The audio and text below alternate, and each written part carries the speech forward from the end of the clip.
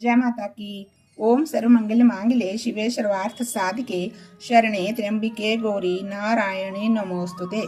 माँ दुर्गा की छठी शक्ति है माँ कात्यायनी। नवरात्रि में छठे दिन माँ कात्यायनी की पूजा की जाती है।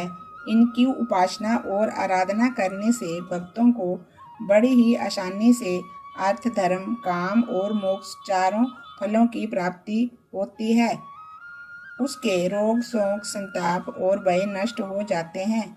जन्मों के किए हुए समस्त पाप भी नष्ट हो जाते हैं।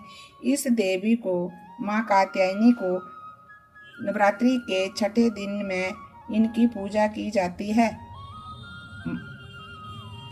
कात्या गोत्र में विश्व प्रसिद्ध महर्षि कात्यायन ने भगवती पराअंबा की उपासना की थी। कठिन तपस्या करने के बाद उनकी इच्छा थी कि उन्हें पुत्री के रूप में माँ भगवती उनके घर में जन्म ले। माता भगवती ने प्रसन्न होकर के उनको आशीर्वाद दिया था और माँ भगवती ने उनके घर में पुत्री के रूप में जन्म लिया। इसलिए ये देवी कात्यायनी कहलाई।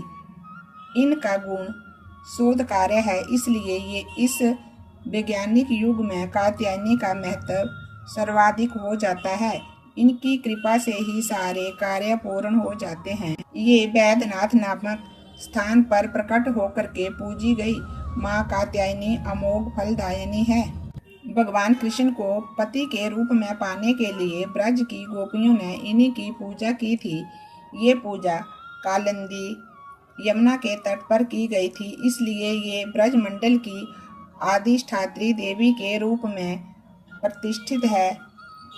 इनका सब रूप अत्यंत भव्य और दिव्य है। ये स्वर्ण के समान चमकीली है और बास्वर है।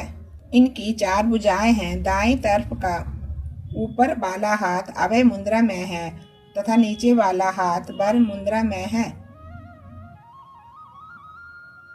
माँ के बाईं तरफ के ऊपर वाला हाथ में तलवार है व नीचे वाले हाथ में कमल का फूल सुशोभित है।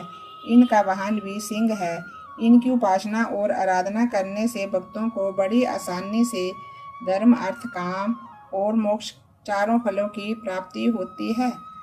भक्तों के रोग, शोक, संताप और अभय सारे नष्ट हो जाते हैं। जन्मों के समस्त पाप भी नष्ट हो जाते हैं। इसलिए कहा जाता है कि इस देवी की उपासना करने से परम पद की प्राप्ति होती है। बोलिए सच्चे दरबार की जय। माता रानी वैष्णो की जय। माँ वैष्णो की जय। जयकारे वाले नो मिठिया मरादा और सच्चे दरबार की जय।